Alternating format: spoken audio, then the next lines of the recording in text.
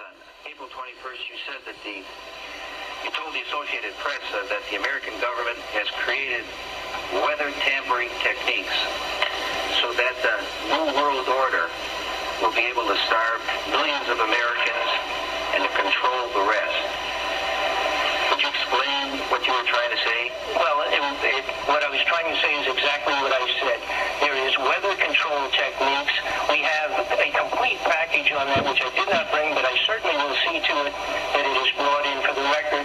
Number one, the entire patents on the equipment. Number two, Senator Claiborne Pell's complete statement and story of his own that not only does it exist, but that we even utilize it as far back as the Vietnam War. You might want to touch base with Senator. We're seeing, as in this example here, very hardy native plants completely flash out dead. That looks like it's been hit with some kind of a chemical. And we've only seen this in the last couple of years. And there's another one there, back over there. We're seeing mature madrone trees, which are 70, 80 feet high, flash out dead, just like this. USDA refuses to investigate it. The pH typically around here should be about 5.6. Well, since the contrailing got heavy, I watched the pH here in these forests, well, go up, I guess would be the word. From 5.6, it went about 20 times more alkaline.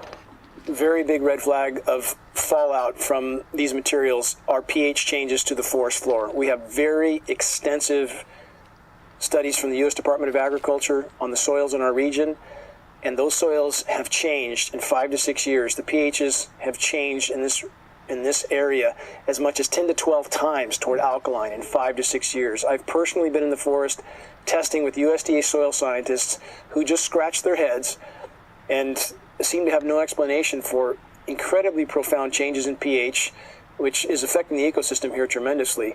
Aluminum buffer action, aluminum hydroxide is what we think it is, plus the barium carbonate, strontium titanate, strontium oxides, barium oxides, probably some aluminum oxides in there, that this has apparently driven our acid soils about 20 times more alkaline to about 6.8. There are simply too many dots here that connect.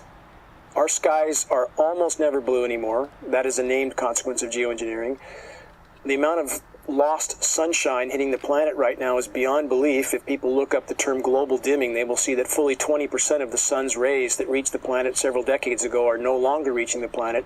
I mean, that's a profound change that few people even know is occurring. And you have very visible occurrences in the sky from the aircraft, a very visible sun-blocking, expanding, dingy trails that are exactly what geoengineering patents describe. Heavy aluminum, I'm talking like in the 40s and 50s up to 3, 4, 5,000. That's still common. Barium, strontium to somewhere 40 or 50 to, again, about 2,000 or 3,000. Same for both barium and strontium. Where is this mountain of metal coming from? Why is asthma, ADD, Alzheimer's, autism, all elements related in many studies to aluminum or particulate inhalation? Why are these ailments going off the charts with no apparent explanation? Why has respiratory mortality in the continental United States gone from 8th on the list to 3rd in 6 years? And no one seems to ask any questions. Why every other person has asthma now? Why every other commercial on TV is an allergy medication? And again, when David Keith, the world's most recognized geoengineer, was asked on the record, had there been any studies done as to the consequences of dumping 20 million tons of aluminum in the atmosphere, his answer was patently no. I've done studies in Siskiyou County. They're at 20% of normal. The aquatic insects basically made a nosedive in 2006 to about 20% of normal. So far this year, I've sampled 200 trout stomachs. 98% of them are empty. So sorry about the trout fishing, fellows. The mayflies, stoneflies, dipterus, and caddisflies are damn near gone. The terrestrial sampling is down to about 20% of normal, except for pest species like ants. We're seeing a loss of the major bird species, and as the gentleman said, the ecosystem is unraveling, and Audubon's been telling you that for years.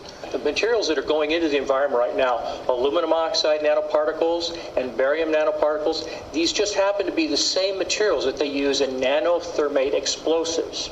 And so when this stuff settles down out of the air into the environment, it is small enough to be absorbed through the root structure of the trees in the forest. And so when there's a forest fire, and there will be a forest fire, those fires burn dramatically hotter. The point is that the cost of firefighting, the cost in the healthcare system have nearly doubled in the last 10 years. The amount of acreage is lost because of fires. The impact on human health is dramatic. I personally tested water and aluminum, and I found aluminum had 47 times the normal expected amounts. Strontium had 10 to 20 times the amounts. Barium was 20 times. And it was a money-making endeavor by the people running HARP, but also for FEMA. Now watch, FEMA's going to come in here. The areas that can't afford to rebuild or don't have insurance, and they're going to come in, set up shop, and they're going to get federal assistance to these people and put them in debt to the fucking federal government. And agencies are going to clean up. They're going to make a couple $1 billion off of this thing. You watch. It says $1 billion in damage. Nah, it's going to be...